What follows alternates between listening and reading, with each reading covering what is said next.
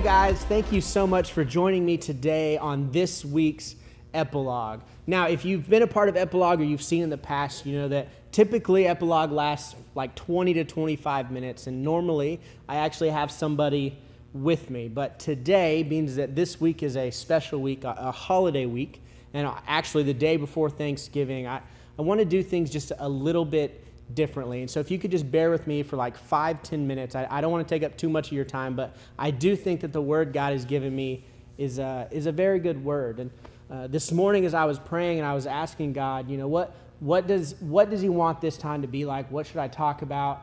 Is there any word that I should share? And honestly, he did give me a word, and I'll get into that here in a second. But after later this morning, I went to a friend's house and we were talking, and we started talking about Paul and really the rest of the apostles, but we spent a little bit more time on Paul, just talking about how long Paul was in prison, how many times he was beaten, how often he was beaten, how often he was stoned, and really just the things that Paul had to go through in his life, and how even with all of that, Paul was consistently thankful. And so that's actually the word that God gave me this morning. And I know that when I heard that, my first thought was, oh man, that's just me thinking because it's Thanksgiving. This is always the term that we talk about during Thanksgiving. And, why would I want to talk, it makes sense to talk about things. Well, anyway, all of that to be put aside, what God was talking to me about this morning was really that if you look at this year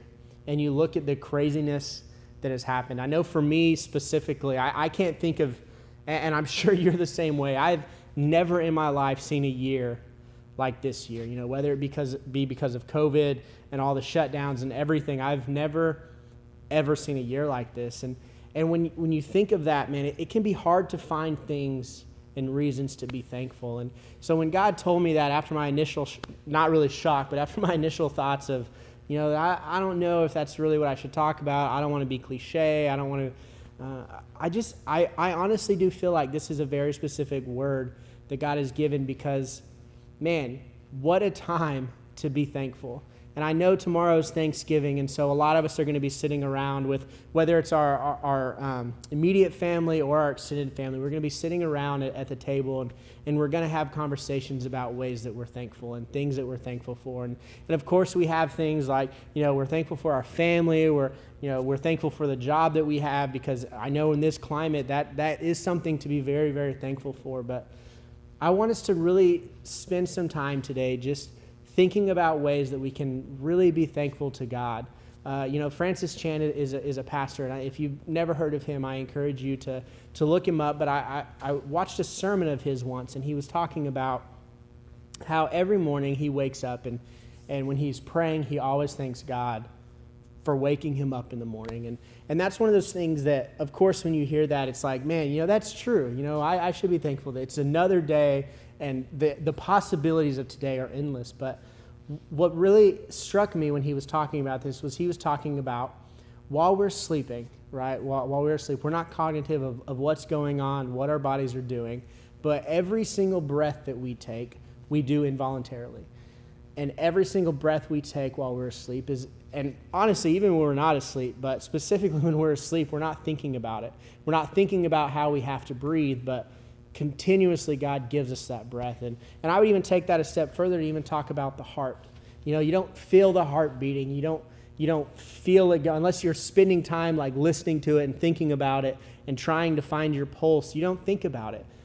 But regardless, your heart continues to beat and continues to do the job and the purpose that it is put here to do. And so with that, as I was thinking about what does it look like to be thankful in a year like this year, I really think that it's finding those things that maybe we don't see it, maybe we don't understand it, maybe we don't aren't looking for it.